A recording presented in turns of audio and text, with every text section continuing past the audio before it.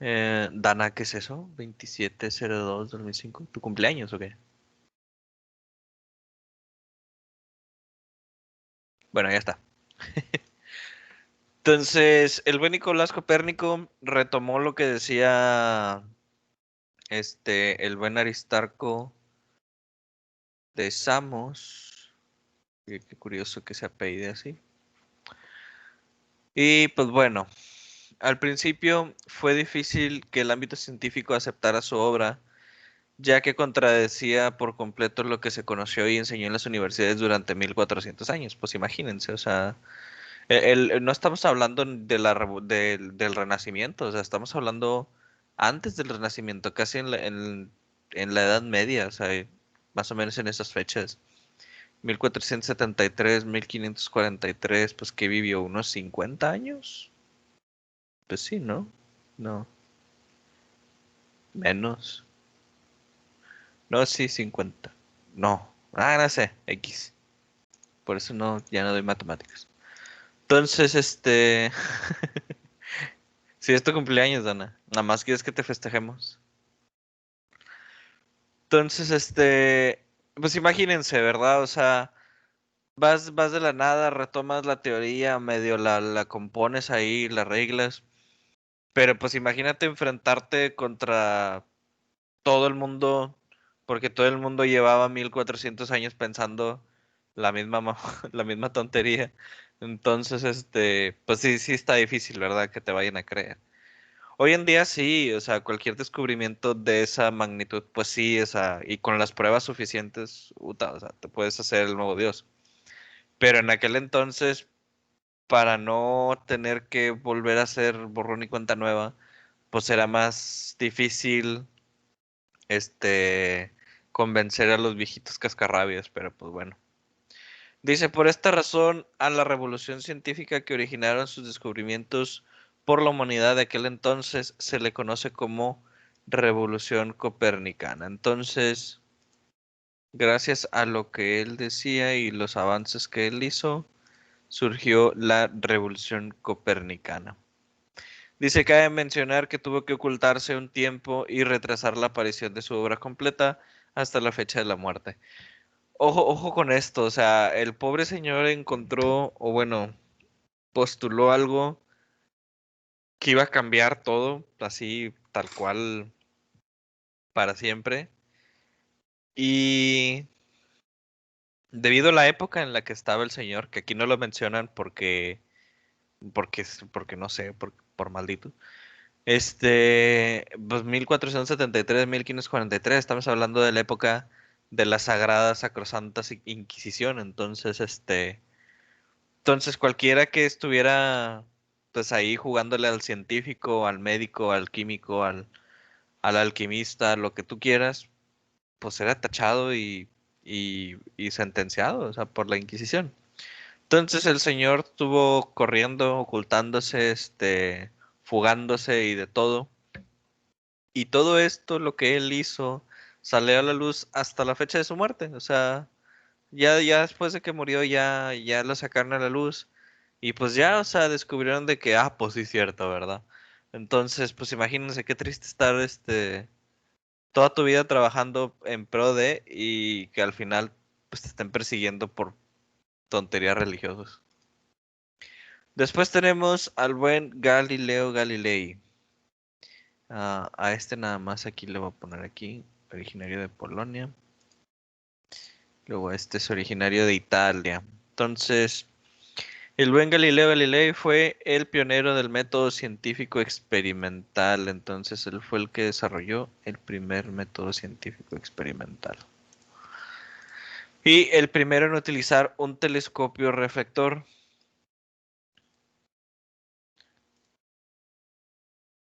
Primero en utilizar un telescopio reflector, lo que le permitió mejorar sus observaciones y hacer con él importantes descubrimientos astronómicos. Siguiendo a Copérnico, sostuvo que la Tierra gira alrededor del Sol, mostrando evidencia al respecto. Otros importantes descubrimientos de Galileo son las leyes del movimiento acelerado y las leyes del péndulo, con las que realizó numerosos experimentos en la Catedral de Pisa. Sus estudios sobre el movimiento de los proyectiles establecieron los antecedentes para que Newton desarrollara la teoría de la gravedad. Entonces, la ley del péndulo, pues todos conocen o saben cómo funciona un péndulo, ¿verdad? Va de un lado, va para el otro, va de un lado con su misma fuerza, se va impulsando. Entonces, el buen Galileo tampoco tuvo una historia feliz, ¿sí? O sea, 1584, 1642. Él así como que no era un monje, entonces, ¿por qué en la Catedral de Pisa? Pues muy fácil, otra vez la hermosa y sacrosanta Inquisición lo mantuvo prisionero. En realidad fue condenado a vivir encerrado en la torre, que lo que hoy se le conoce la Torre de Pisa, bueno, en la Catedral de Pisa, ¿sí? Entonces, él fue condenado y encerrado a vivir ahí. Y básicamente todos los descubrimientos que él hacía, pues primero los tenía que ver la sacrosanta iglesia y ya ellos decidían si se aprobaba o no se aprobaba. Entonces, pues sí, esa fue su vida. Así vivió. Entonces aquí nada más voy a remarcar estas leyes que fueron las más importantes. Y listo. Muy bien, después tenemos a Robert Boyle, que él era un inglés, pensador inglés, pionero en el área que luego llevaría el nombre de química. Tenía una práctica de laboratorio que sistematizó por completo algo que no sucedía en la mayoría de los químicos de ese tiempo. Entonces, él ya tenía un modelo práctico en un laboratorio, sí, o sea, en aquellos tiempos no era tan normal que los químicos tuvieran un método, ¿sí?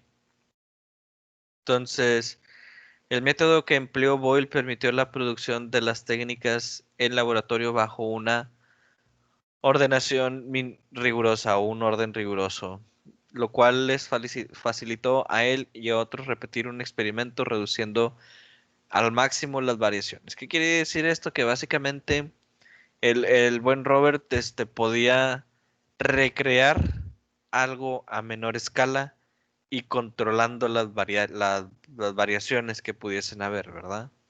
Entonces ya no necesitaba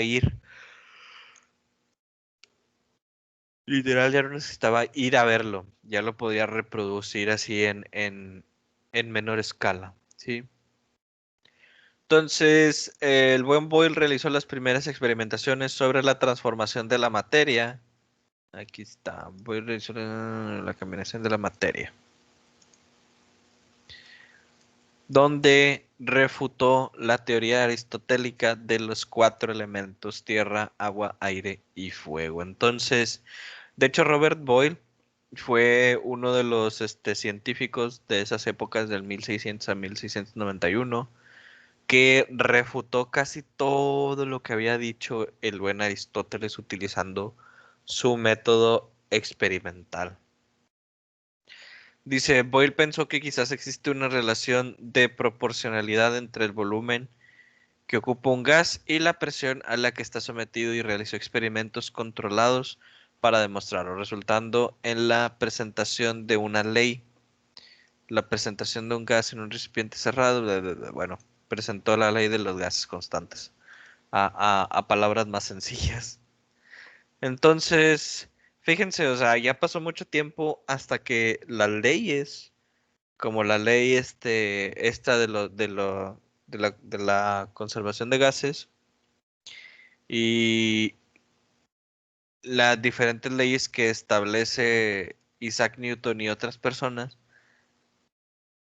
Y pues, o sea, pasó bastante tiempo para que en verdad se pudieran encontrar estas leyes. O sea, imagínense si hubiéramos tomado lo que decía Aristarco desde un principio, o sea, nos hubiésemos ahorrado 1400 años de tecnología, de avances, ¿sí? O sea, a lo mejor ahorita deberíamos ir 1400 años adelante tecnológicamente, aunque en realidad ya a partir de los 1900 para acá se hicieron unos brincos súper escalonados en cuestión tecnológica.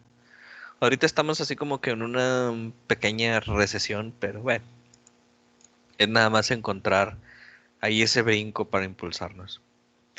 Entonces, después de buen Robert Boyle viene el buen Isaac Newton de 1643 a 1727.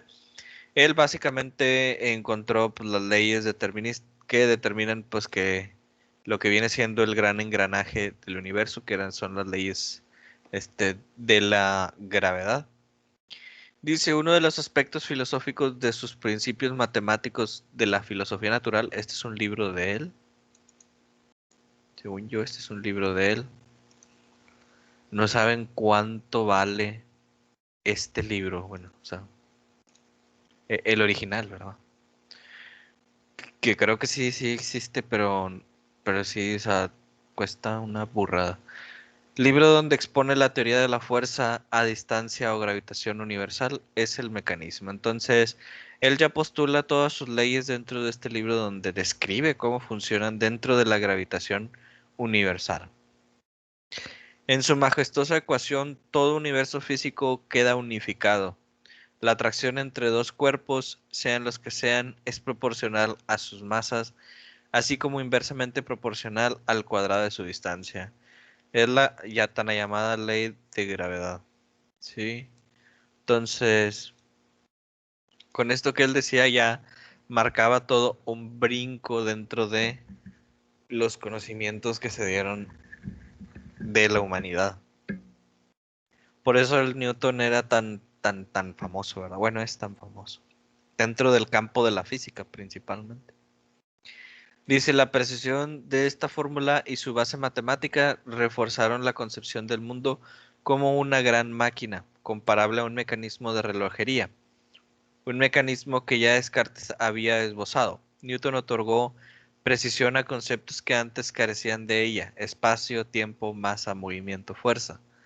Estableció conexiones entre fenómenos naturales antes desconcertados, celeste y terrestre, inercia y atracción, y superó grandes dificultades de orden matemático. Pues básicamente era un cerebrito dentro de las matemáticas y entrelazó diferentes conceptos a nivel pues universal, o sea, ya no tanto general, o sea, ya de forma universal.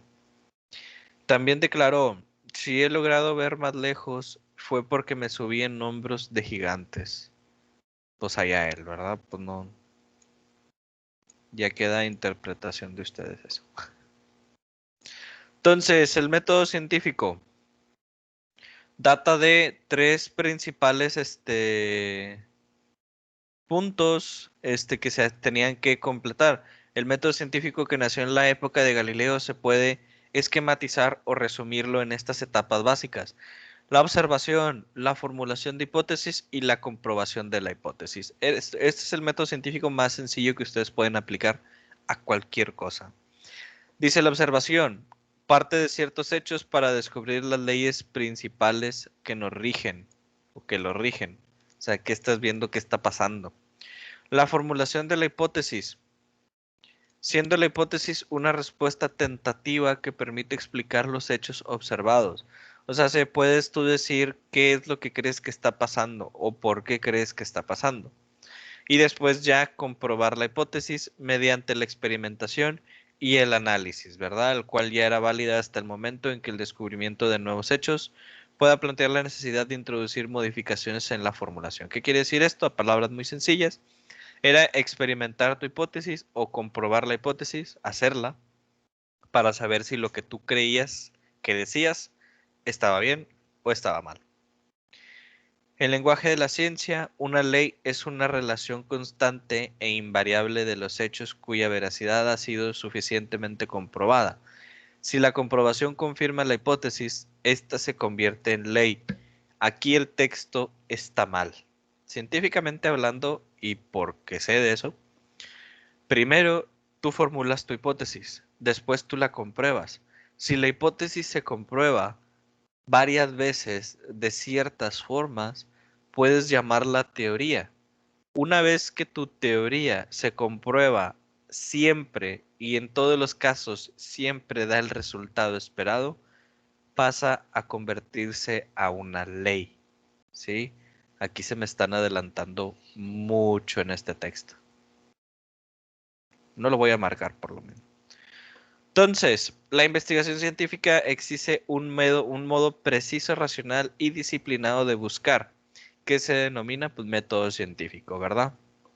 Entonces, la investigación científica existe un modo preciso, racional y disciplinado, que vendría siendo el método científico. En efecto, la investigación científica se realiza por medio de una gran variedad de métodos, procedimientos, técnicas e instrumentos, lo que supone que en la práctica no se sigue un solo camino que puede ser identificado como el método de investigación por excelencia. Entonces, tenemos los pasos generales, ¿verdad? El método científico. Cada rama de la investigación, pues los cambia como que a su beneficio. Les pone sus nombres, cambia a lo mejor un poco el orden o añade pasos dependiendo de la rama.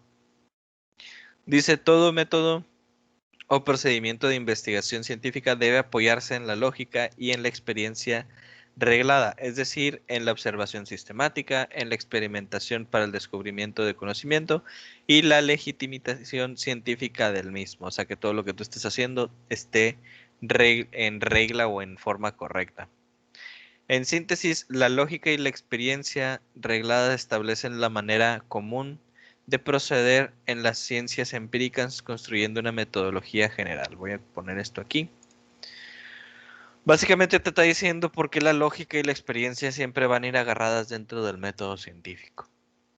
Entonces, la revolución de la ciencia provoca avances de la ciencia y la tecnología. Entonces, esto es la revolución científica que se dio por fechas. Ahí está, ahí la tienen.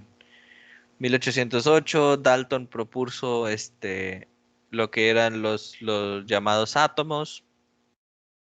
1859, Darwin publica El origen de las especies, donde presenta su teoría de la evolución biológica y la selección natural, que hoy va a estar muy aplicado la selección natural, ahora que viene la reapertura de cines y todas esas mamadas. Se van a morir por güeyes, pero bueno. 1861, Luis Pasteur refuta concluyentemente la teoría de la generación espontánea y Luis Pasteur pues desarrolla lo que es la pasteurización. 1863, Mendel comienza los estudios de las leyes de herencia genética, el por qué somos feos. 1898, Marie Curie descubre los elementos radioactivos radio y polonio. Tristemente, el radio y polonio la matan. 1905, Einstein publica su teoría de la relatividad espacial y cuánticamente el efecto fotoeléctrico, ya mucho más metido en lo que viene siendo la física. 1913, Bohr presenta su modelo atómico. 1953, Watson y Crick descubren la estructura de doble hélice del ADN. De hecho, ellos dos se la robaron a otra científica. Y porque la científica no la había publicado, estos güeyes la publicaron y pues básicamente por eso ellos reciben el Nobel en biología por el descubrimiento de la doble hélice del ADN. Todo fue un robo. 1957, el 4 de octubre del 1957, la Unión Soviética lanzó al Sputnik 1, que fue el primer satélite artificial. En el 96 se clona la oveja Dolly y descubrimos que la clonación no quiere decir que vuelvas a nacer, sino que naces con la misma edad con la que te clonaron. Básicamente la oveja Dolly no vivió mucho tiempo. 2001 se completa el primer borrador del genoma humano. Y en el 2008 la NASA confirma la existencia de agua o que hubo alguna vez agua en el planeta Marte. Entonces fueron casi como que cosas o años muy recalcados, ¿verdad? Obviamente estos son pocos, hay muchos más experimentos y muchos más hallazgos de los que podemos enlistar aquí. O sea, este es un brevísimo resumen, porque la neta, o sea, es incontable lo que se encontró gracias al método científico. Entonces, pues básicamente todo lo que hoy podemos hacer en día, leyes de termodinámica, leyes tanto de física, de química, de biología, o sea, es bastante, ¿verdad? No puedo decir que es infinito porque pues tiene un finito, pero Sí es mucho, ¿verdad? Entonces, esto es como que lo más recalcante. Muy bien. Entonces, terminamos con el tema 1.3, ya el siguiente es el 1.4. Y pues bueno, vamos a ver qué es lo siguiente que se va a hacer. Vamos a quitar eso, vamos a poner la guía. Entonces, el día de ayer les había mencionado acerca de ir poniendo lo que era el paso 2, que era ir poniendo a los filósofos aquí presentados y nada más poner la fecha y lo que descubrieron, ¿verdad? Entonces, para el paso 4 va a ser lo mismo, literal, pero con los personajes que vimos el día de hoy. Vienen un poquito más, pero todos vienen ahí, ¿sí? Aquí está el buen Copérnico, Galileo Galilei, Boyle, Newton, Dalton, Darwin, Pasteur, Mendel, Marie Curie, Albert Einstein, Niels Bohr, James Watson y Francis Crick, ¿verdad? Entonces, aquí está todo, aquí están los científicos. De hecho, ahí en la que estábamos viendo ahorita pueden encontrar pues todas las respuestas de esto.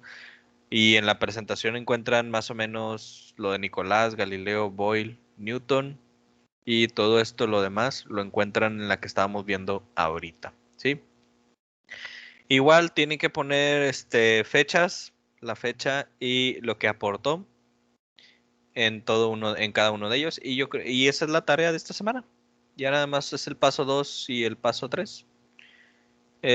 Igual van a ser las mismas instrucciones para la forma de entrega. La actividad que voy a crear se va a llamar Actividad de los Caminos del Conocimiento, semana 2, tema 1.2 y 1.3. Con este mismo nombre tienen que guardar la tarea, ¿sí? O, de nuevo, puede ser en Word, puede ser en PowerPoint y la pueden guardar en PDF o no. Ya es decisión de ustedes, ¿sí? De una vez aviso, si no la alcanzan a subir por algún motivo, no me la manden por chat. El chat es para preguntar, no es para que les revise tareas. Entonces, evítense la pena, ¿verdad? Eh, ¿Qué les iba a decir? Ay, ya se me olvidó. Joder. Bueno, a resumidas cuentas, ahorita mismo voy a publicar la tarea, ahorita ya que terminemos la sesión. De nuevo, repito, la voy a guardar con este nombre. Entonces, ahorita en unos 10, 15 minutos les va a aparecer ya lista. ¿Sí? ¿Para hasta cuándo van a tener? Hoy estamos a martes, miércoles, jueves, viernes, sábado, domingo. ¿La ponemos para el domingo? ¿Cómo ven?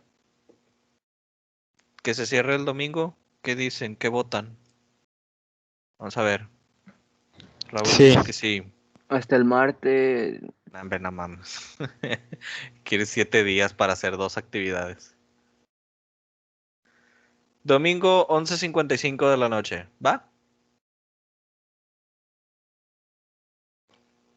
Muy bien. Entonces, domingo 11:55 de la noche. Perfecto. Entonces, ya lo que resta de las horas de la semana, lo de miércoles, jueves y viernes, pues aprovechen para hacer este trabajo.